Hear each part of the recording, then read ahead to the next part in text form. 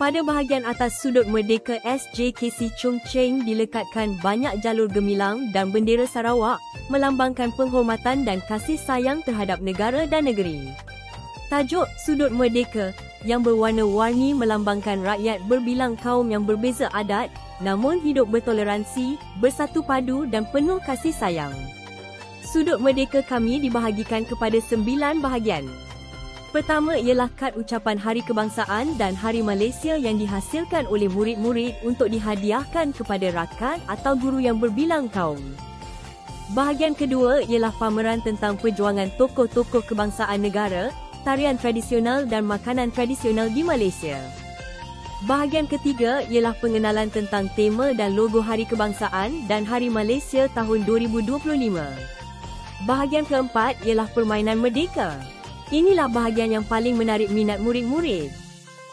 Mula-mula, murid berdiri di belakang meja lalu melempar bola lembut ke arah papan nombor. Bola yang melekat pada nombor tertentu menunjukkan soalan yang perlu dijawab. Murid menekan nombor pada komputer riba dan menjawab soalan yang dikemukakan. Jika murid menjawab dengan betul, murid boleh mengambil satu hadiah kecil daripada papan permainan. Jika jawapan salah, giliran diberikan kepada murid lain. Inilah keadaan murid bermain permainan merdeka. Melalui permainan ini, murid bukan sahaja berhibur, tetapi juga dapat menambahkan pengetahuan dan kecintaan terhadap Malaysia. Bahagian kelima, penulisan murid-murid.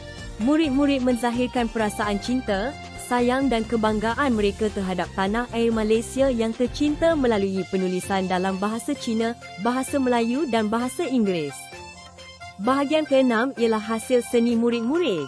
Murid-murid dapat disemai semangat patriotisme melalui aktiviti yang menyeronokkan. Bahagian ketujuh ialah kraft tangan murid-murid. Antara kraft tangan yang dihasilkan oleh murid-murid ialah Tanglong Merdeka, Robot Merdeka dan juga Mercu Tanda Malaysia, iaitu Menara Berkembar Petronas. Murid menghasilkan kraft tangan ini dengan kreatif masing-masing dan juga dengan bimbingan guru sains dan RBT. Bahagian ke-8 ialah kod QR. Anda boleh mengimbas kod QR ini untuk menyaksikan aktiviti-aktiviti yang telah dijalankan di SJKC Chung Cheng pada bulan kemerdekaan. Bahagian ke-9 ialah permainan tradisional dan pendidikan. Permainan tersebut termasuklah congkak, monopoli merdeka, puzzle tokoh Malaysia dan puzzle bangunan Malaysia. Dalam bahagian ini, murid-murid dapat bermain sambil mengenali Malaysia. Terima kasih kerana menonton hingga akhir.